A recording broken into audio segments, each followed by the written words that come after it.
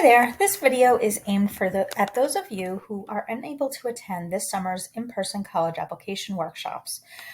Those who are attending are welcome to watch, but you'll find that the content in this is really what we're going to be doing in that in-person session, though the in-person session will also include hands-on time for you to actually get some of this stuff done. So let's start reviewing for the rest of you. Our goals here as we approach the college application process is to try to take what can be an overwhelming process and break it down to be much less stressful if we can. And some of the ways that we do that are to try to minimize work on the student because it can really balloon out of control. So your goal is to really minimize the number of unique application forms that you're completing, as well as the number of essays that you need to write. Also to make sure that we're really getting everything done on time and doing the best job possible on every single application to maximize your chances of getting admission as well as merit aid to those schools.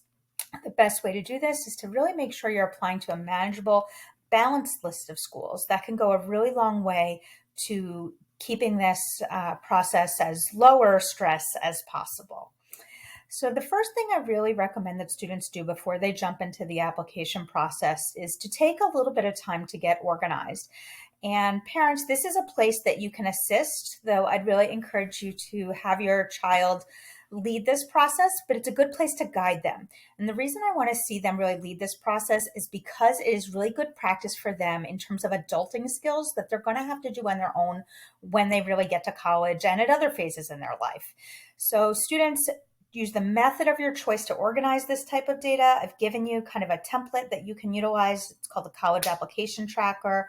It's linked in your My Drive section within your SCOIR portfolio. You just click on it there. It'll force you to make a copy in your Drive, and then you can customize it however you want.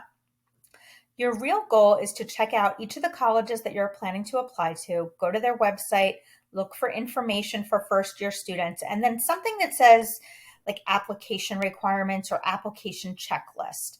Got a couple of samples here. What you're really looking for is information that's going to kind of cover what you see here, these different kinds of requirements. The reason we want to do this and organize ourselves up front is because we can start to make good decisions about which application forms we're going to complete for each school. And then as we go through the process, we'll know what each of those schools needs. Depending upon the unique set of schools that a student applies to, they might have to complete 5 different self-reported academic records on different systems. They may also be sending transcripts. Things can really get out of hand. Everybody's got different deadlines. It's hard to keep track. So it's a good idea to organize this information ahead of time so that you have it ready for yourself. And then, so before you go further, once you have that information organized, the first thing you want to really sketch out is which application type are you going to use for each school? And by that, I mean, will you do the common application? Will you be utilizing the SCOIR application, also sometimes known as the coalition application? Will you be using school-specific applications, a group or regional application? What you want to do is pick the method that is going to have you completing the fewest number of these things as possible. If possible, you might be able to do everything on the common application. Those that really need to be careful are those that know they are going to have a longer college application list. There is a hard limit of 20 schools able to apply to on the common application. So if you know that you are going to have a list that is going to exceed that number, it would really behoove you to use other types of applications for some of your early or rolling schools. So schools like Pitt that accept other application forms, Penn State, Rutgers, those schools that accept their own application or the SCOIR application, use that for some of the earlier schools because you'll probably get to a point in December where you're trying to complete applications for the regular deadlines, and you might find that many of those schools only accept the Common App. If you've already hit that limit or are close to that limit on the Common App, you'll then have to not apply to those schools because you won't have a way in which you can apply. So get organized first and make some good decisions early on. Then you'll take a look at those schools and their decision plans, early decision, restrictive early action enrolling, make some preliminary decisions as to how you intend to apply for each one. You have to make sure that for those early decision and restrictive early action schools that you're following any kinds of guidelines that those schools have and restrictions on where else you can apply. And as we come into the fall, you're welcome to talk to your counselors or I to make sure that you are following those rules, especially for those restrictive or single choice early action schools. Don't worry, there's really not very many of them, only about 5 or 6. So that really won't apply to most of you. The next thing you want to do is start to check things off your list. So in your SCOIR drive, there is that for your college application checklist document. You can print out a copy. If you come in person, I hand out copies, and we'll hand out copies in the fall as well. But grab one of those, make a copy on your drive. I don't care how you use it, and start checking things off. It feels fantastic to feel like you're actually accomplishing something, and doing that kind of visual check off really feels good. So just to review, what's SCOIR? SCOIR is the system that we use at Hillsborough High School. It gives us one place to process everything for you, no matter what application type you are using. So every student who is applying to 2 or 4-year college is going to utilize SCOIR in their application process, even if you're not using the application itself within SCOIR. So even though you are applying to colleges in the Common App, you also have work you need to do in SCOIR. You cannot avoid it. And when you try to do that, what happens is your things don't get sent and your application isn't complete. So you want to make sure you're following the process that we've set out for you. So these are some of the things that we're going to go through, and you can pause the video as I come through here. I've got screenshots. You can pause, complete this process on your own device as I go through, or come back through at any point. But these are kind of some of the one-time tasks that you're looking to do in SCOIR. Once you're done, you don't have to come back and do these things again. So they make great things for you to do over the summer. First, super easy thing to do is to complete the FERPA waiver in SCOIR. FERPA is the Family Educational Rights and Privacy Act. When you first log into SCOIR, you're probably going to see a screen, or you should see a screen that looks just like this. It has FERPA waiver and a green Get Started button. You want to hit that green Get Started button. It's going to bring you to a screen that looks more like this and explains what the FERPA waiver is. Essentially, what it's talking about is whether or not you want to retain or waive your right to perhaps be able to look at your admissions file and letters of recommendation at the school you go to eventually, if they hold on to that information. The reality is that you don't really necessarily have a need to see those things at this point. Colleges really do prefer to know that the information they have in that file is going to remain confidential. So they really do prefer you to waive that right. And we do recommend that you waive that right. So if you want to do that here in SCOIR, you're going to say that you want to grant the waiver. So you are saying, yep, I'm cool with the fact that I'm not going to be able to see that information after I go there. So you want to grant it, sign at the bottom, and hit submit. Once you've done that, it's all taken care of. You don't have to do it again. You will have to do it, however, in one more place on the Common application. You cannot do that piece, though, until after August 1st, but you'll also waive your rights there. So once you've done this FERPA waiver in SCOIR, you're done in terms of SCOIR. The next thing that you can do, if you haven't already done it, is you should be requesting those teacher letters of recommendation in SCOIR. You should only be requesting them in SCOIR if you have already asked that teacher and they have agreed to write those letters of recommendation for you. Just to review, as we discussed when we all met in April with me, or March, or whatever month that was, you should be asking, in almost all cases, no more than 2 teachers, preferably academic area teachers, to write letters of recommendation for you. The only folks that need 3, occasionally we've got students applying to audition-based programs or accelerated medical programs. Sometimes they need a 3rd. Most others, you really don't want to be looking at a 3rd teacher. They don't really have additional information that's going to add anything material to your application file. So if you realize now that you didn't do any, you asked someone, maybe Miss Barkin, but you kind of didn't do anything else, you want to come into your SCOIR, click on My Colleges at the top, and then click on Application Documents, where I've circled and I got a big arrow going to it. You're going to get a pop-up window. It'll allow you to enter the letter of recommendation request. You'll select the teacher. You have to type them quick note. You could just say, thanks for agreeing to write my letter of recommendation. You could even give them a heads up. I think my first application date will be November 1st. Hit submit, then you're all set in here. So that's kind of another very important thing to do. Reminder, if you don't do this step, your teacher cannot upload your letters of recommendation, which means that we can't send them. Also, I'll be honest, it's out of sight, out of mind. You asked them back in March and April. If you don't put it on the list, they're just going to assume you don't need it anymore, and they may have even forgotten that you asked. So you need to make sure that you do this piece, and it's great to do over the summer because it's quick.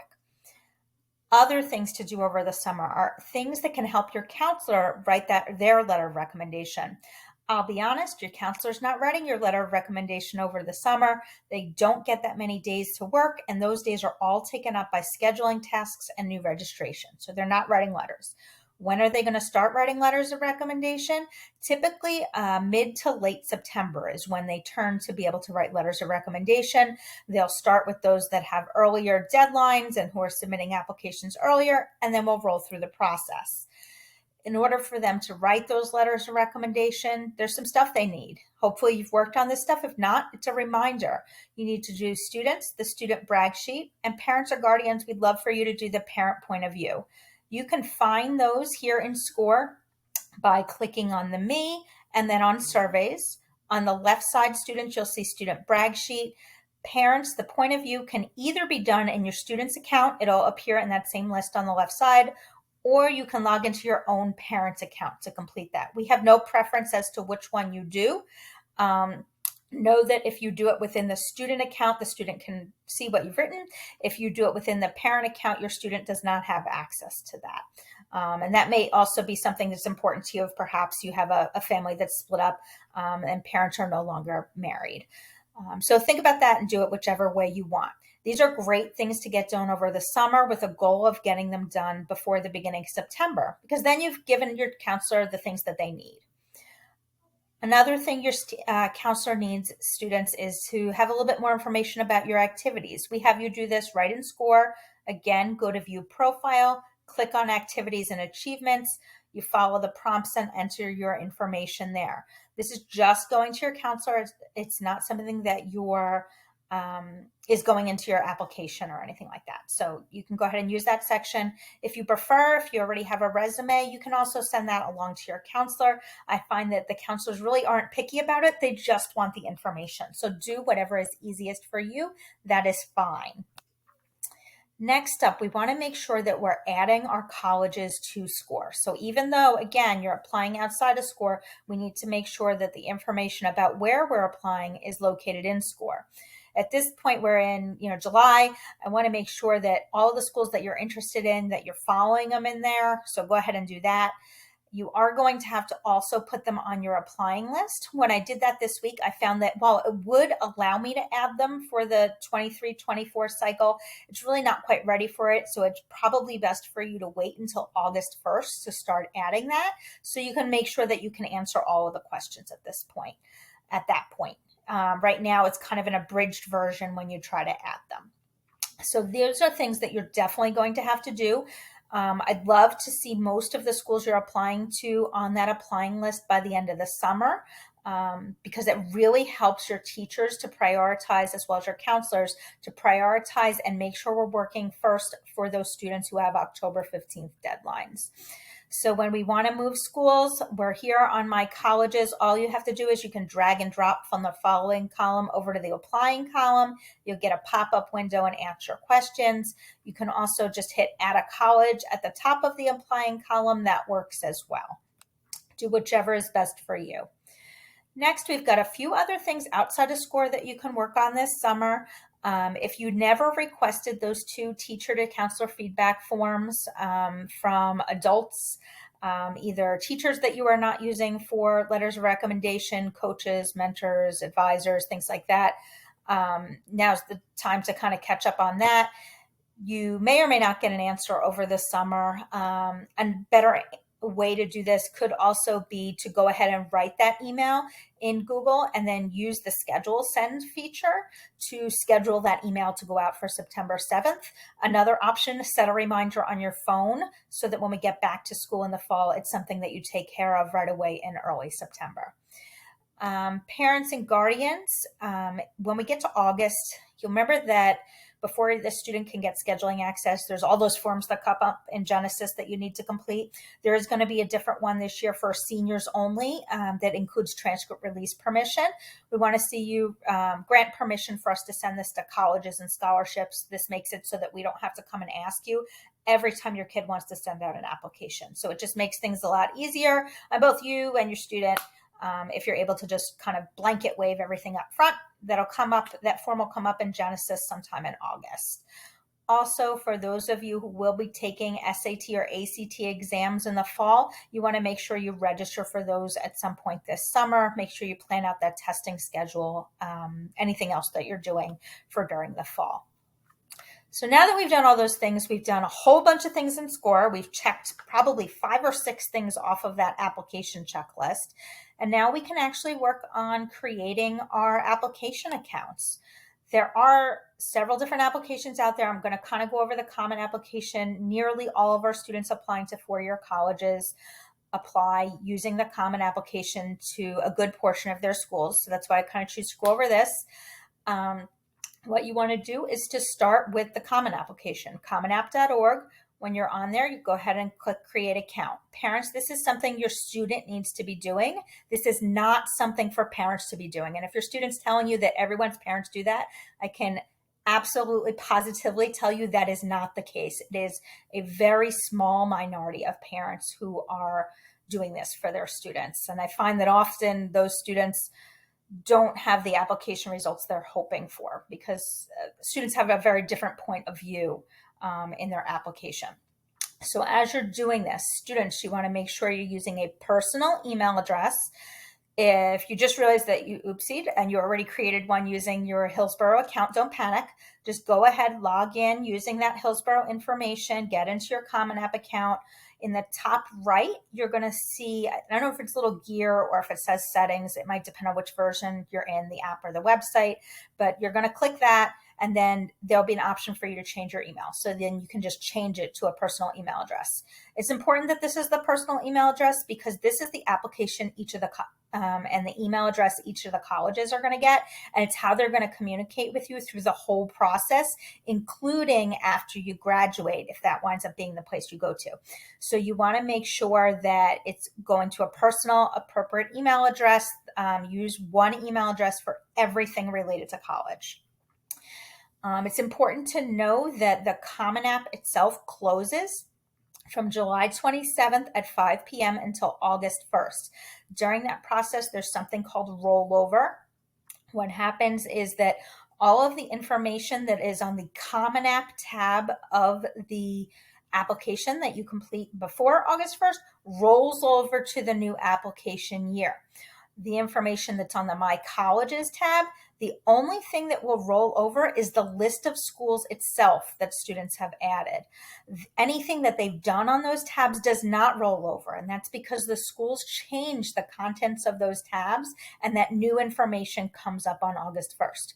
So it's really important for students just to stick to that main Common App tab until that August 1st rollover. Again, if you want to add colleges to the list, you can do that. That'll stay, but don't bother looking at essays, things like that, because a lot of that stuff is going to change on August 1st. Once you've got the account created, when you're inside the Common App, in the right corner, you're going to see this like blue outline box, and it doesn't say practice applicant, but it'll say welcome, your name, and it has a Common App ID. What we want to do is we want to copy that Common App ID, so Control-C or whatever it is on the device that you're using, copy it, then go back into your SCOIR account, click on My Profile, then click, you'll see a section there. When you scroll down a little bit underneath where it has the FERPA, it'll have application ID and a little pencil. Click that little pencil next to application ID and paste that Common App ID number in the box. You don't need the CAID part, you just need the number part. Paste it into the box and hit save. What this does is, well, the SCOIR and Common App don't actually tie together in any way. So we're sending all of students' transcripts, letters of recommendation, etc. through SCOIR, and you're separately submitting the Common App. So schools use a variety of methods to match that information up, including email addresses and names and addresses and birth dates. Another really good indicator for them, though, is the Common Application ID. It can often really speed things up on their end. So that's why we ask you to populate it here into SCOIR so that every time we send documents, that information is appended to the file. So if you could take care of that, that would be very helpful, and it will probably help you out somewhere down the road. Next, I've got a great resource out there for you. So when we're meeting in person, we're going over the first couple of tabs. We're doing the personal, the profile, the family, the education, the testing tabs in person. But I've got this great document out there called my Common Application Help Guide. Students, it's available right in through your SCOIR account in the Drive. So go to SCOIR, my profile, and then the Drive. You'll see it linked there. You probably just got an email about it when I sent it out the other day. It's also linked in that class of 2024 application guide. It's linked on the left side. So it's going to take you through literally every field of the Common App and give you directions about things, especially those things students tend to have the most questions about. So what I recommend is work on the Common App, have the application help guide open in a separate tab. You can hop over when you've got questions or you're not sure what it is that you should be doing. That'll keep you from having to email me about every single question and then wait for a response, because the information is already right at your fingertips. This is just a quick overview, gives you an idea of the type of information that is part of the application and some of the frequently requested information. Again, all of this information is located right in that Common Application Help Guide that I've linked. So we do go with a nice round class size of 600. We're almost, unless an application asks for anything else, I always recommend using your weighted GPA. That is the GPA that's right on your transcript. If you're looking at your transcript, the cumulative GPA information that you want to be using on applications is in the bottom right. So make sure that that's the information you're using. Our GPA scale is always 100, and we do not report class rank. Also, if you've got applications that are asking for information about middle school, that information is very rarely needed. So if you've got a question about that, you can always check in with me. But the Common App, the SRARs, no middle school information is used there. After August 1st, when you go in and you're continuing to do that, you're able to do school-specific information. There's a few things that you'll have to do once, and then it'll kind of propagate to all of the other schools. One of the things is the FERPA waiver, which we already did once in SCOIR, but we're going to do again in Common App. Again, there we recommend you waive your rights. You will also need to enter recommender information into the Common Application. I'm going to be extremely blunt here. The only reason you are entering this information is to trick the Common App into thinking this is done and giving you a green check mark. We are not doing letters of recommendation through Common App for your teachers or your counselors. They're not submitting anything there. So for that reason, when you fill out these fields to invite your counselor and teachers, we want you to leave the email address blank. Do not enter an email address. You see there is no little red asterisk next to email address. Leave it blank. You're just putting in your counselor's name as Christina Costa, hitting invite. That's the end of it. It's going to tell you, hey, do you want to print out this PDF? Don't print it out. We don't want it. So this is, again, just making it so you can get those green check marks that you need. As you go through the Common App, you'll see what I mean about those green check marks. In addition, those of you who are applying early decision will need to consider do an early decision agreement in both the Common App and SCOIR. There's some information here. We'll kind of hit some of this stuff in the fall again. Again, this is something you can do until after August 1st. I very much recommend that you hold off on doing this. I find that a lot of times students do this in early August and they wind up changing which school they want to early decision to. They get confused by what they've done and what they haven't done. Something that's absolutely fine for you to hold off and do this in October, September, October, once you're really sure what you're doing as we approach those November 1st deadlines. For those of you who intend to complete additional applications, there are, or want to use a different application, there is the SCOIR application. It is accepted by only a subset of schools. You can Google, SCOIR college application schools. It'll come up. It'll give you the list. There's maybe 150 schools. that accept the SCOIR application. Maybe there'll be a couple more after August 1st. I'm not sure. If you're in SCOIR and there's a little lightning bolt on the profile, you can use the SCOIR application to apply there. That's fine. Some students this year just used the SCOIR application. They had a smaller list. All the schools accepted SCOIR, and that was the way they wanted to go. That's absolutely fine. You're welcome to do that. It pulls some of the information from your profile. You have a little bit less work to do. If you want to go that route, we're happy to have you do it. Another thing that we're doing in the live session that you may also want to get started on over the summer is to create a SRAR account. So the SRAR is a self-reported academic record. Basically, everything on your high school transcript. There are different, I'm using the term SRAR. It's really kind of I'm using it more as a generic term. There really are different systems for different schools. So there is an actual system and an actual thing called the SRAR / the SSAR, because they merged. That is used for a whole bunch of schools. That's probably the most common one that our students need to do because Rutgers uses it.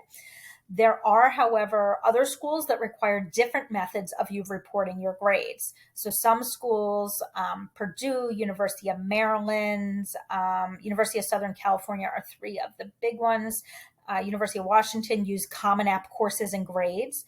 So how to know if that is used actually is to add schools to your My Colleges list in the Common App.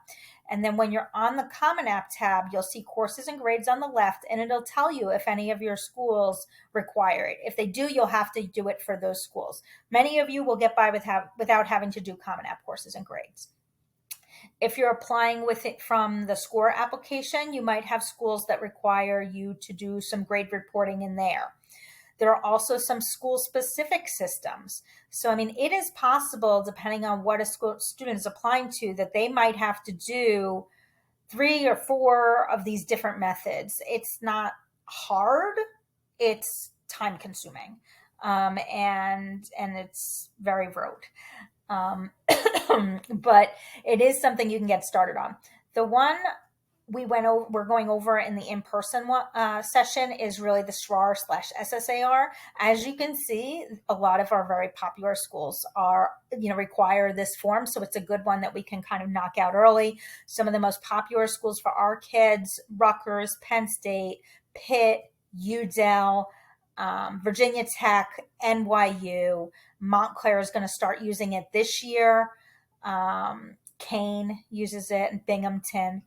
As well as UConn. So, great thing to get started on. When we did this in the classroom the other day, of the 45 people in the room, at least 40 of them raised their hands and said they're applying to at least one of these schools. So go ahead and get started on it.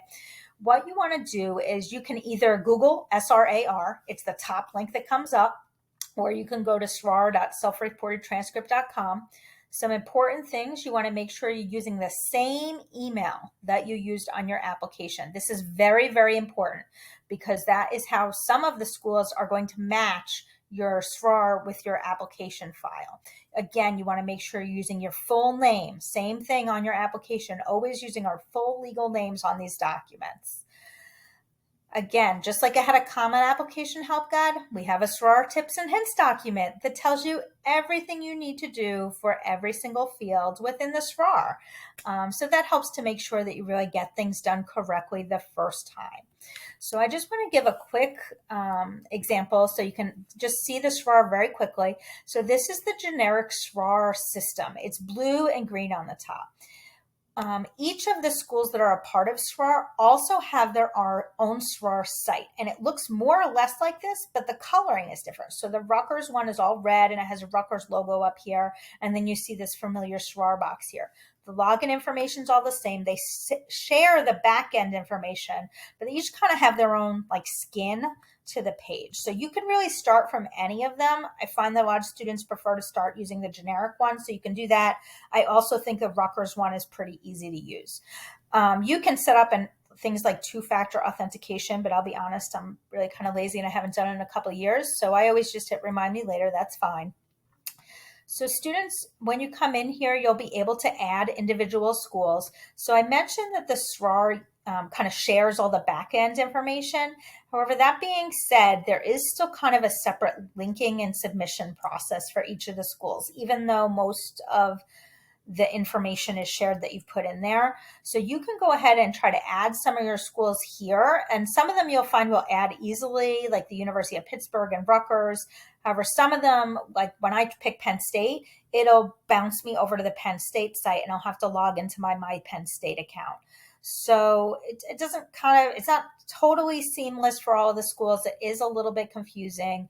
There is a little bit different of a process. We kind of deal with it when we get to the fall, really.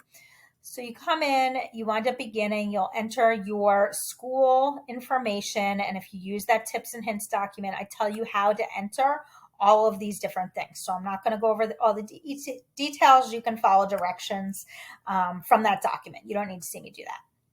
But I did just want to kind of give you the main gist of what you're doing. If you're using the national site, you have two different ways you can choose to enter things. You can choose to do the quick start course entry, or you can do by year. So let me give you an idea about the quick start course entry. I know some students prefer to do this. So we enter our things, most of our classes are year by year. And so you want to make sure that you have a copy of your unofficial transcript. You absolutely need it in order to do this. You cannot do it without.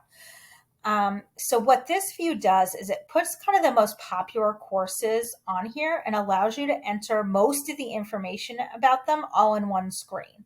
So there are some things about this that are faster. So there's less total clicking, less reloading of the page, etc. It's kind of up to you what you want to do. Basically, what you would have to do is for each of these course titles, you'd need to modify them to mirror what is on your high school transcript. You have to change the course levels appropriately to college prep, honors, AP, dual enrollment, whatever the course level is, and then enter your grade.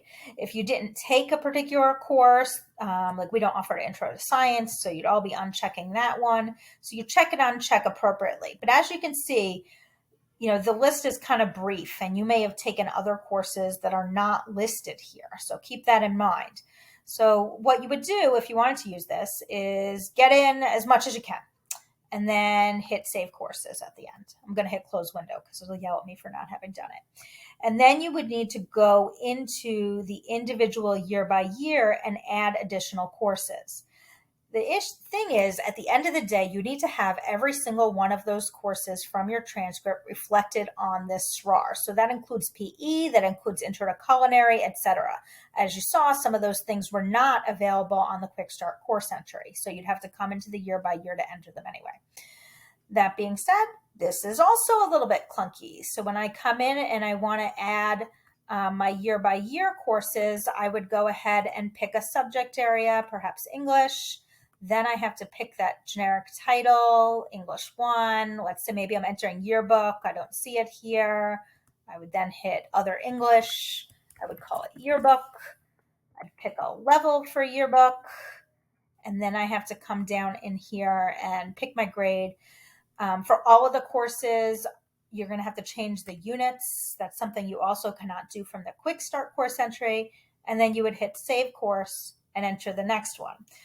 So it's kind of your choice which way you choose to do it. It doesn't make a difference to me. Come up with something that works for you. It might be easiest to print out your transcript, utilize a highlighter or a pencil to cross off when you've done things. That helps to make sure that you have really hit them all. Ultimately, when you get to the very end of this whole thing, you would be able to submit it.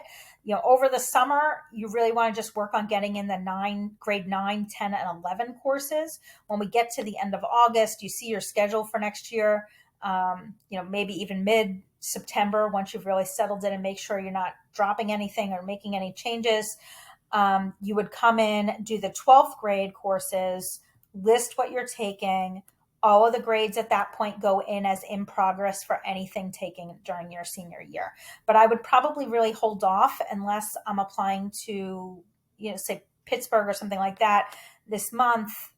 or in August and you want to submit things, know if you do that, like apply to Pitt early, and wind up having a different schedule than you forecasted, you will need to go back, work with Pitt to update their information to make sure they're making a decision on your correct senior year schedule. So it's up to you. If you want to do that, that's fine. But that's kind of what things look like in terms of the SRAR. Just to kind of wrap things up, in terms of timelines, for most schools, we don't recommend submission of applications before mid-September.